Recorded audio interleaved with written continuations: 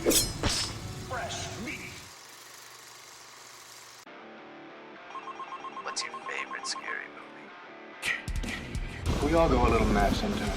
Get away from her, you bitch! Hi, I'm Chucky, and I'm your friend to the end. This is my boomstick. Swallow this. Guys, welcome back to the Arrow in the Head Show. I am Lance, and my co-host, of course, is the Arrow himself, Mr. John Fallon. John, my friend, how you doing? How you doing, man? I'm good. Hey, everybody. I hope you're all doing well. Nice robe, asshole. Hey, it was a China New Year. Went down to Chinatown, got myself something comfortable. That's pretty pimp, man. I like it. Yeah. I like it, man. So what's your poison today before we jump into the nitty gritty? I decided because it's cold and snowy, I got something a little lighter. I got myself a big Moscow Mule. Nice. Yes. Well played, sir. What about you? Played. I went the cheap jack way, man. I went Seagram. As she wheeled her wheel. Oh, I've $4. had some times. You can't go wrong. You put it in the freezer so it gets really, really cold, and then it's halfway decent. You know? Yeah, man. Yeah. Is it you drink it straight? You got some Straight, always straight. I don't like mixing whiskey, man. Even the shit. That's just how I roll. Fair enough, man. Straight. Yeah. Although Jack and Coke in the old days used to be my my go-to. Straight. There's less calories, no fat. You know, no carb. Keep your figure, huh? Yeah. Keep my figure. Keep myself sexy. Well, I'm pumped about today's episode, by the way. I was gonna say, come on, man. They just released the second trailer for the new Texas Chainsaw Massacre. Yeah. What do you think? And we've talked about this a little bit before. I'm always skeptical about something that's just kind of beating a dead horse. And I wasn't really looking forward to the Netflix one, but I like the new trailer. I did, man. There's a scene in the bus. It's all about the scene in the bus. Yeah, but that's still, I mean, we haven't seen a cool scene like that in 4 movies. So try anything and you're canceled, bro. Oh, fuck. Yeah. If this one goes that sort of fun route where it gets a little bit ridiculous, I think I'd be a little more down for it. I don't know how well they're going to play Sally coming back. That could be. Well, they're pulling a Jamie Lee Curtis Yes. Halloween, the new Halloween movies. It's the same shit. Yeah, and that didn't work for me, so maybe this won't. But and then again, I like Halloween a lot more than I like the Texas Chainsaw series, so I'm a little bit divided. I would say this gave me more hope than I had before. So that's a good thing. What about you, man? You weren't digging Similar vibe. I didn't give a fuck, straight up, when I heard they're doing another one, because I figured same old shit again. Bunch of fucking kids. Their car breaks down. Their family's there. Blah blah blah. And let's face it, since the 2 Platinum Dune movies, the remake and the beginning, the prequel that Platinum Dunes did, we had. I don't even remember how they fucking call it. Texas Chainsaw 3, come on, cuz. You remember that shit?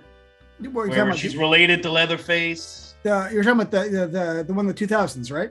The one after the beginning by Platinum Dunes. It was like completely a reboot, kind of like another reboot of, you don't remember. It's all good, man. There's 3 of them or 4 of them that kind of blend together. They did another one with Steven Dorff. Anyways, all that to say, that's how forgettable those fucking movies are, All that to say is that past Platinum Dunes, the franchise totally fucking ran out of steam. And when I heard about the Netflix one, I was like, who gives a fuck? But I saw the trailer, and really at the end of the day, it's all about the fucking bus scene. They're going gore, which I think is the way to go. Yes. So I'll give it a chance. I'll give it a shot now. I didn't give a fuck before, now I give a sprinkle of a fuck. I mean, Netflix helps too, let's be honest. If this was theatrical, even my interest wouldn't take me to the theater to see this. So at home, why not? Why not? Let's see what happens. I know we're going to have a review on the channel, people, just so, and I'm not, Lance or I are not reviewing it, but one of our critics are going to review it. So we'll let you know if it's worth your saw or not. Leatherface.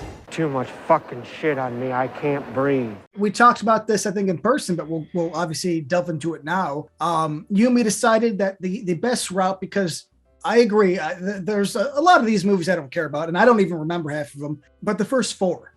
The first 4 to me will always be, the series as a whole, from the 70s to the 90s. Until Platinum Dude. Yes, exactly. The remake craze of the early 2000s. The first 4, love them or hate them, I at least feel have a certain style and No, vibe I to them. disagree with that. They're all different. They're all so different. But I'm saying, I mean, it's like anything from Well, the they're 70s, from the 80s and 90s. yes, but that's to me will always be the style that belongs. And not to say I didn't love the first Platinum Dunes, but the 1, 2, 3, and 4 have a certain vibe that I will always love more. To me, it's the VHS era. That's what nostalgia. So, part 1, man. What do you think? I mean, this will be kind of short because I think what's been said has been said. I absolutely love it. It's one of my favorite movies. I think it holds up really, really well. Tobe Hooper did something unique, man. Something Lightning in a bottle, man. Yeah, yes. And what I always think about this, especially as I get older, that I think what works so much for this movie, especially for me, being that I was born in the 80s, is that it has this sort of like late 70s or mid 70s, whatever, documentary look. The kind of stuff that I would see in school or when I was a little kid. It's this raw, sort of unpolished look that you can't even replicate. Even if you tried, it would just seem cheap, but was pure to me, It's just this washed out golden look. Not to mention something I think about Leatherface's mask, which I always kind of go back to, which has this sort of dried look to it, which they've never replicated. It's always been more leathery and more, I don't know, maskish, I guess, if that's even a fucking word. But before it had this sort of cool, dried look that still, to me, I think is way more creepier than any mask they've done. Yeah, man, it works. I think his directing is interesting. It gets super bizarre in the dinner scene where it gets really close to her eye. It has all these cuts where it just is like this intense sort of desperation. Again, I guess more arty. I hate to say that word. It's an artier film than the rest, and one that sticks with you, man. It's perfect. It's one of my favorite movies. It's one of the few that I think will not look good cleaned up. I actually think the best quality to watch this is on a we DVD. kind of got it cleaned up in the Platinum Dunes version, because pretty much the same movie minus different characters, and I think the last act was fairly different from the original. But that's the MTV version, if you will. Yes, from the 80s. I say MTV. Texas Chainsaw, the OG, is definitely a movie that I love, like 10 on 10, I could say off the bat. But I do not enjoy watching.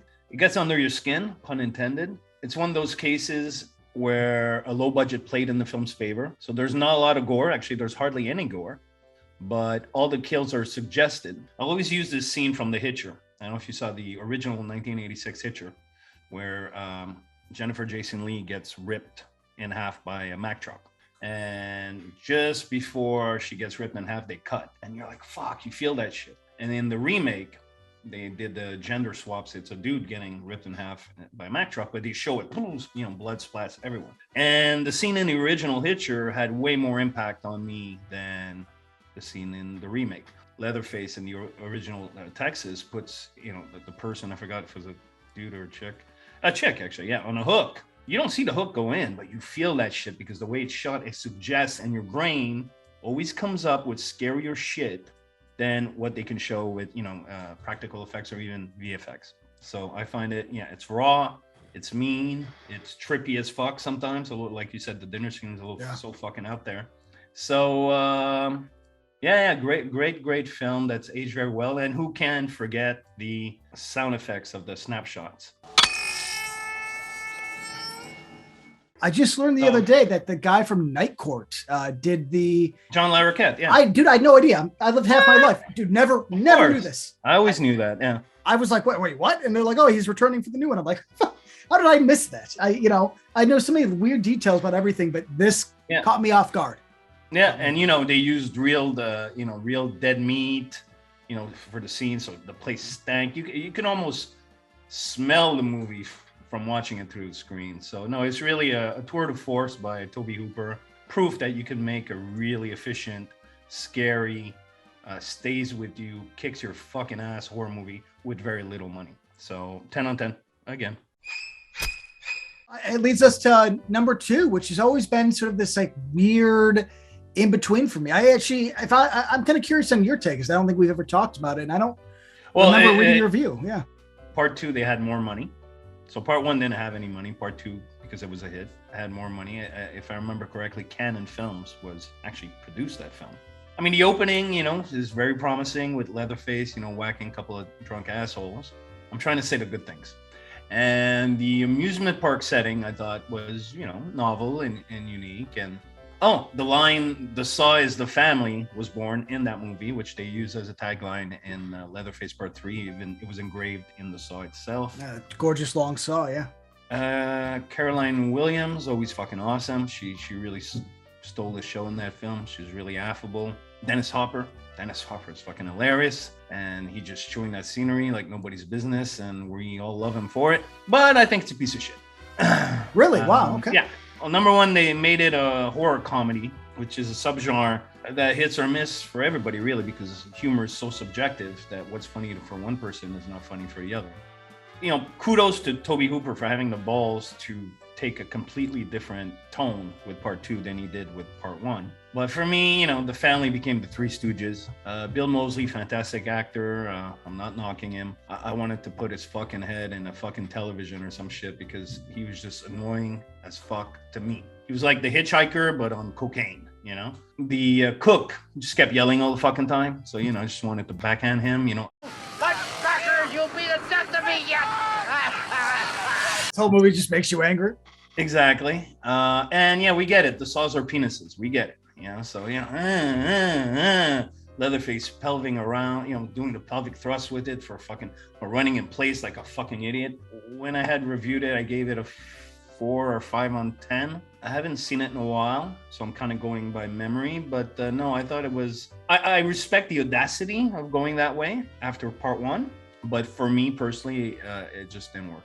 What about you? Yeah. Oh, well, I was going to say, I know we talked about this off camera once, but you said something that kind of stuck with me about Demons 2 and how you kind of go back and forth, like depending if on I like it or not. Yeah, depending on the stage of life. And this is that for me. I think I first saw it probably in high school. I didn't grow up watching this. I remember I saw the first one young, but this one I never did. I remember thinking the cover was cool because it had the Breakfast Club. Yeah, they did a Breakfast Club thing. But I mean, it just, you know, I didn't never rented it. And then I saw it in high school and I liked it. I was smoking pot. I thought it was really fun. Then I saw it in my like 20s and thought it was kind of boring. And then I saw it again. I liked it. And I saw it again. I didn't. So I got to go back and forth. I would say this, same with you. I kind of appreciate Tobe Hooper kind of going the anti-sequel route. I know that he had like a 3-picture deal with Canon, and the deal was that he got to make 2 movies. He wanted to, as long as, you know, they were like, as long as you make this one, Texas Chainsaw Massacre 2. So I have this weird vibe that he didn't want to make it, or if he was going to make it, he was going to be a dick about it.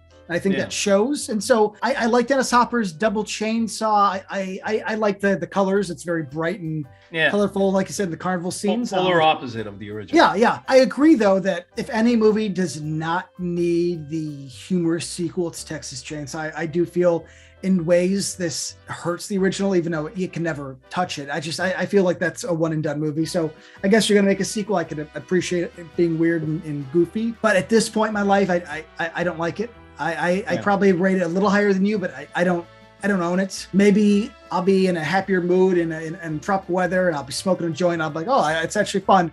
But it's kind of boring. Yeah. It's kind of boring. And I think that's funny because I never saw the unrated version. So maybe I will give it another shot because when I saw it, it's when it got released on VHS. And when it got released on VHS, it was a very chopped up R version. But since they've released on DVD, and I'm pretty sure Blu-ray, but don't quote me, an unrated version.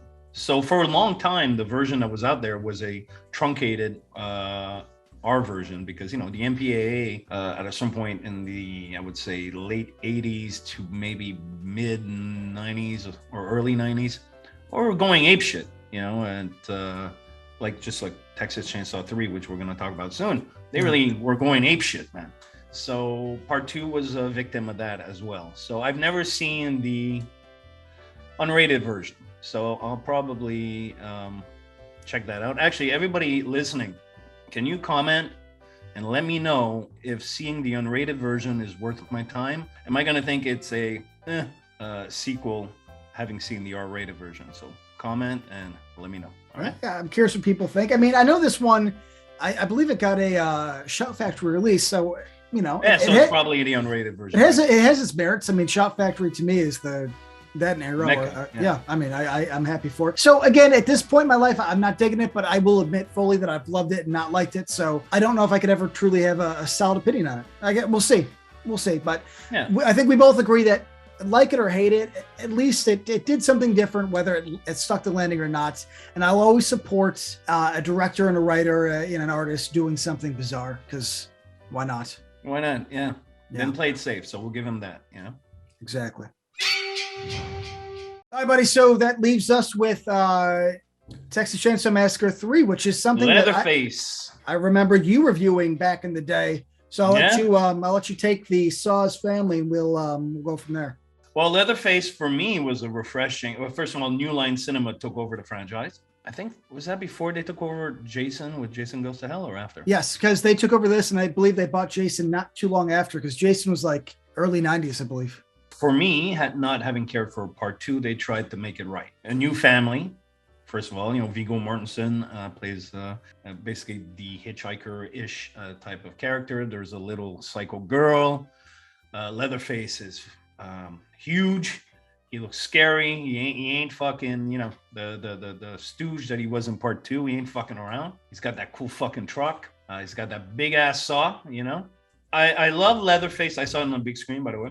I love Leatherface because they brought it back to trying to be scary, trying to be suspenseful, trying to bring it back to the roots of the original, but with a more polished look, obviously, and money. Cinematography is beautiful. I love the heavy metal soundtrack. It was like a heavy metal partner. Yeah, of course. They really went. It's almost like if Texas Chainsaw Massacre, the original film, was an elderly, mature man, and part 2 was some fucking goofball kid with issues. Part 3 is the rebellious 17-year-old Iron Maiden t-shirt wearing long hair teenager that just wants to flip the bird to everybody. Yes. So I love the 80s, 90s heavy metal, no fucking around vibe of the movie. Kate Hodge, I thought was fantastic. Ken Foree, who's a good friend of mine. A classic guy. Just incredibly, and I know I'm kicking myself right now. Why didn't I invite Ken to the show? Next time, Ken, I'm coming for you, bro. It's just really likable as Benny. That was his name, right? Benny? I hope so. Yeah, anyways, movie moves fast. Mortensen steals the show. He's just charismatic, menacing at the same time. But, it's one of those movies that had two things working against it. First of all, MPAA were in their full on the rag mode. The studio went test screening overload, recutting the movie, which resulted in the ending that we have now. For people who haven't seen the movie, well, block your ears, and shame on you. That was in the 90s. Benny dies, but he lives in the reshoot. They did reshoots. Everybody loved Benny, the Ken Foree character, but now he lives, which made no sense. He got a chainsaw to his fucking head or some shit. It made no fucking sense. So they reshot the whole thing.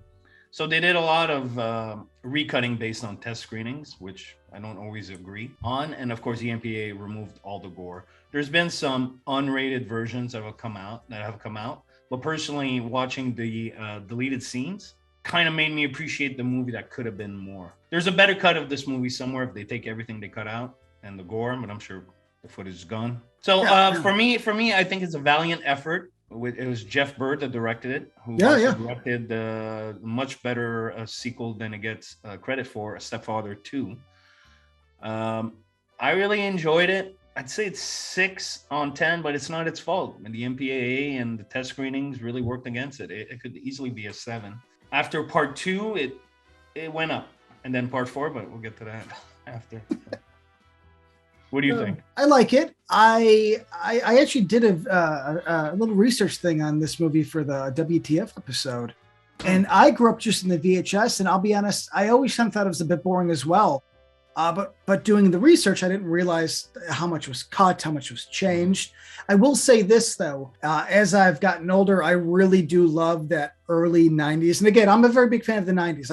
It was the nostalgia purposes. I grew up, it was my childhood. So this exactly has that sort of like that punk rock sort of rock and roll thing to it that I love. I love even the color. The look of Leatherface. Yeah, he looks cool. He's this big ready to rock, This big guy. Hold on, let me look at his name. I don't know if he sounds Russian. R.H. Milahov. Hoff. Yeah, great guy, by the way. I met him in person a couple times, and really nice guy. He's this big fucking guy, man. Big dude, white beard. Yeah. So I think it has a lot of High points, Ken Foray for sure. I'll always love that guy ever since Dawn of the Dead. The man is charisma. So Yes, just charming. I arm wrestled him, eh? You win? I lost like a bitch, man. Dude, I tried. I arm wrestled. And it's funny, I actually have footage of that, but I don't know if I would put that up. But I was at a party and I had a couple in me. So I'm like, come on, man, let's go. I want to take you on. He's a big dude. He's a huge dude. And man, I did nothing on him. I had nothing on him. And I couldn't swallow the defeat. So he'd freaking whoop me. And I'm like, again, boom. He'd whoop me again. Boy, everybody was filming. Not my proudest moment, but he's a big dude. Yeah, I mean, he has reach. I mean, what are you gonna do? It was fun. It was good times. Yeah. So my view has always been, I think it's interesting. I like the 90s take for sure. Something about it that I think started from 2 and it goes all the way until 4, especially, is I like that there's an amazing actor that doesn't belong always in these movies. It started with Dennis Hopper. Viggo Mortensen steals the entire show. But it's funny him being just this like weird dude, you know, part of the family. I like the look the most. This is my favorite looking of all the Texas Chainsaws. It has that cinematic look. Like you said, it's decently budget. New Line had money, or at least they had more money than they did before. Maybe number 2 had these wild color schemes. I think this looks cooler. It goes more for gritty. Well, yes. not gritty, but like 90s gritty, which is like you said, MTV. It's a polished look, a lot of lights, you know, but it's dark and his mask is cool. Yeah. There's the trailer where what's his name? Kane Hodder catches the Excalibur. Excalibur trailer. Yeah. So I mean, it's I respect it more than I like it. I think I probably like it a little less than you, but again, I agree. I've never seen the original version, and doing research on this movie for work aside, I didn't realize that Mr. Burr I had such a cool idea and that they were so accommodating, and then they just screwed him.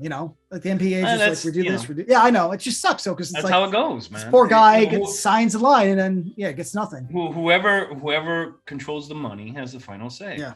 So that always blew my mind. Just as a quick aside, because I've been in the film industry also on not just doing the website, but on the other side, screenwriting, producing, directing, whatnot. These producers or these studios hire you because they believe in you, they believe in your script, they believe in your vision. And then you get shooting and then they change everything because they don't trust you, they don't believe in you, they don't believe in your script, they don't believe in your vision. And then what you get is a, flawed property. I don't get why they trusted you, they trusted your script, they trusted the vision. All of it's preset. It's not a fucking surprise. So then why do they immediately do a 180 a week into filming? That doesn't make sense. I think it's personally, I think it's ego driven. I mean, the wine scenes are a perfect example of that. I mean, dude, you hire Wes Craven, man, one of the masters of horror, to do Cursed from a script by Kevin Williamson, which you approved. You have him redo it again.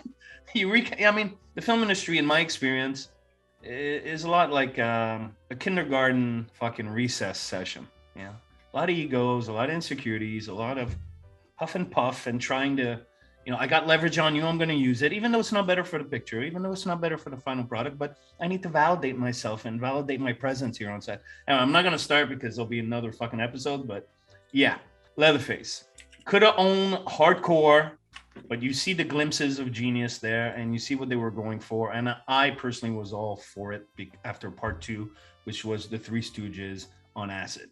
And before we move on to the next one, though, I do want to say Cursed is getting a Shout Factory Blu-ray release. Oh, that should be interesting. But in the notes, it says we couldn't find the original shoot with the original actors. We tried. So it's like Shout Factory can't find it.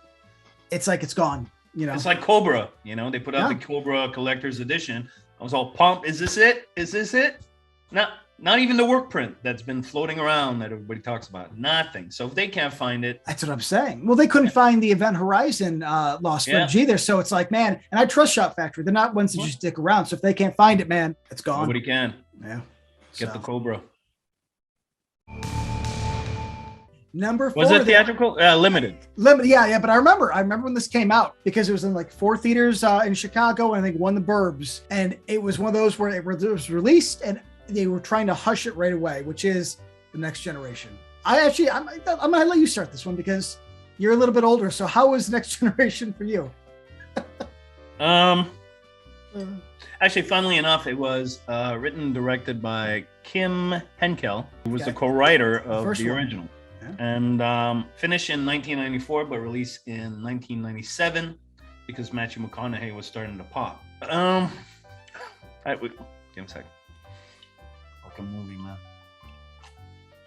No, look, it's shit. Okay, it's just shit. Badly shot. The dumb moves to serve the plot, and that's where you don't know. It's like, were they going for full-on fucking camp, or are they fucking stupid? I vaguely remember seeing Leatherface, or no, not Leatherface. McConaughey's character is chasing some kid with a truck, trying to run him over. Kid eventually fucking gives up, is running out of steam. And he's trying to plead with him. Dude, bro, man, come on, give me a fucking break, man. Dude, he's trying to kill you, you know? Just tell me what I can do. Give me a chance. Oh, we ain't even having fun yet, son.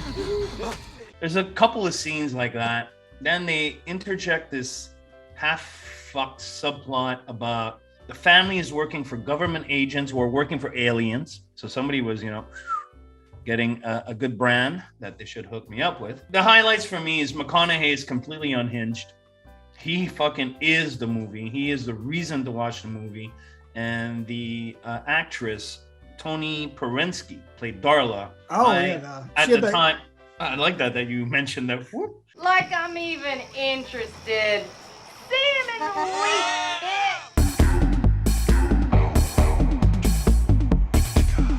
Yep. At the time, I was young. I was like, "Holy shit, this chick is." I think it's a body double, but it's for being. Well, boys, even with the goods, in the bag, she's a very attractive woman. But when the tit shot happens, that was one hell of a tit shot. If I remember it to this day, you got to say, Oh, it is pleasant to the retinas. Yes, it is. Yeah. It's a piece of shit. Renée Zellweger's in it, as you know, and it was on the shelf for a reason. It was a fucking complete disaster. But I will say this: I haven't seen it in a while, so I'm going by memory. I think this might be the movie to watch with your buddies. So bad it's good, basically. Like so fucking bad it's good to watch with your buddies under influences of things I will not stipulate, and just have a fucking good time. It might be that movie. Or it might be too boring to be that movie, but by memory, I think McConaughey is so animated and so fucking out there that he engages you throughout. So I think it could be a so bad it's good. But yeah, it was the end of the franchise, as we know it, until Platinum Dunes kicked in and did their remake, which was better than I thought it deserved to be. No, it's a great remake, I would argue, actually, especially for the time. But okay, I'm gonna break the mold here. Oh, dude, I'll kill you if you fucking love that movie, dude. I'll kill you, bro. I don't love it, but I like it more than I like it more than you. Okay, but here, okay. Let me come on. Let me work this through. I saw it as a kid, and I thought it was the fucking weirdest thing I ever saw. I'm not saying I liked it as a kid, but I'm just like, what the fuck is this? Because I remember they pushed it hard in 96, 97 because of McConaughey and Zellweger becoming really big. I want to say this had to be close to Jerry Maguire, I believe, or close to something that they both came out in because they were pushing it. And I remember I was like, I wanted to go see it. And my parents were like, we're not driving, because it wasn't close. Like, we're not driving to fucking Skokie to go see this. So I rented it when it came out, and it was weird. But the more I've watched it as I've gotten older, the more I've kind of taken this weird approach to it. I could be wrong. I think that this is the deconstructing and the sort of anti-sequel that number 2 wanted to be. It really is this weird 90s parody of Texas Chainsaw. Like, yeah, and I know the part you're talking about because I watched it 2 days ago where the guy's like, hey, man, come on. I don't want to die. I was just like, motherfucker, run. What are you doing? Stop. Go in the woods. You can't drive in the woods. There's trees. That's how it works. But it's just like, hey, man, just come on. I don't want to die. They get to the weird, the girl, what's her name? Darla with the boob shot. And she's just weird and suspicious. And for some fucking reason, there's just like a motel in the middle of nowhere where she's like a realtor. It's like, well, that doesn't make any sense. And then the Illuminati's in it. And it's this whole thing about the government. It's just so stupid that I'm kind of like, good for you. And then McConaughey chews up all the scenery. There's a scene where he walks into the room. He's like, all right. He gave us an all right. I don't know if it's on purpose. It has to be. Kim Henkel might have tried to make a serious movie, kind of like Tommy Wiseau, and then fucked it up and then just was like, well, it's a comedy. I think that's what happened.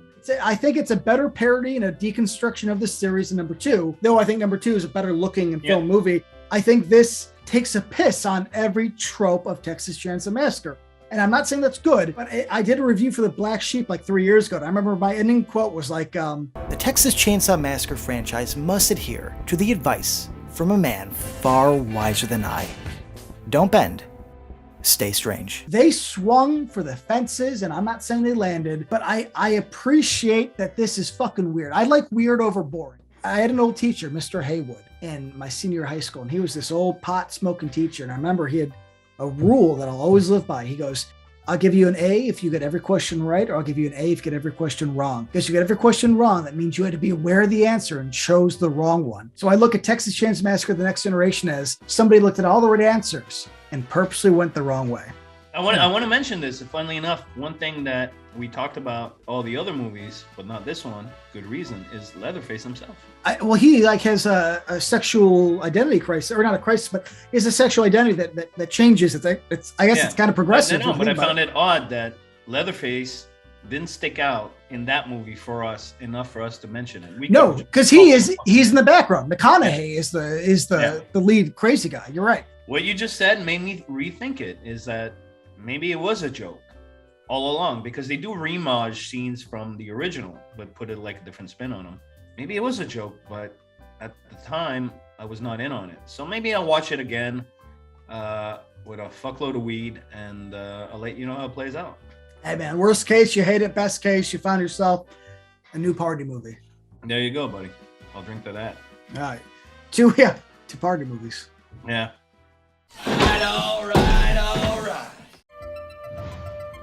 I guess that brings us to the end, which is us recommending movies. John, what do you have? Movies in line with Texas. I got Wrong Turn in my head, but you know what? I'm going to go a bit outside the box. High Tension, Haute Tension. Alexandre Aja's first film, a French film, which has a similar vibe to Texas Chainsaw Massacre, with a twist that I really actually didn't care for, to be honest. I really didn't care for it, but it does not ruin the fucking intense, no bullshit, balls to the walls horror fucking ride that movie took me on. I was actually one of the first people online to review it in, what year was that, man? 2003, I believe. 2003? Yeah, 2003. Lionsgate had sent me a VHS of it. A VHS, yes. Unrated. And I was fucking floored, man. I was floored from the directing style, cinematography, performances, score, the brutality of it. That's when like the new wave French horror shit started. The French started pimping out like some really hardcore horror movies. If you guys have not seen High Tension, Haute Tension, see it. So what do you recommend? In the same vein, yeah. I love Aja, and since you're going High Tension, I'm going to say that Alexandre Aja did a remake better than the original, and it might be slightly controversial, but I don't think it will be. No, it's not. So The Hills Have Eyes. Yeah. Remake is one of my favorite movies. I think it's intense. It's amazing.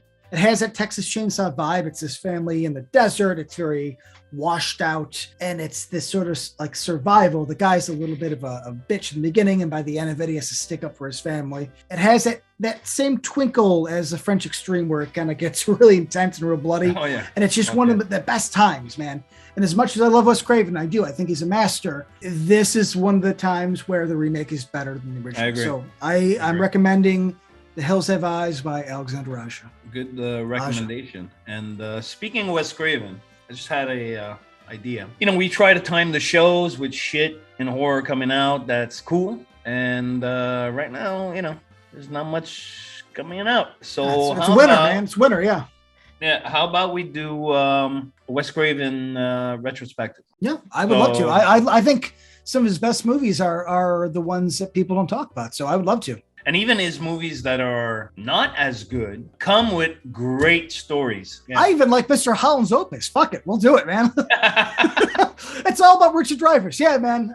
Wes Craven is. I think we could Wes Craven it is, man. We could dig into some Wes Craven films and give the master of horror his due. You got it, brother. So All I right. guess I'll see you soon, guys. Thanks for tuning in. Support the show, share the show. We love you guys. All right, guys. Appreciate it. Be safe. And John, I'll talk to you soon. You got it, motherfucker. I don't even want to be around anymore.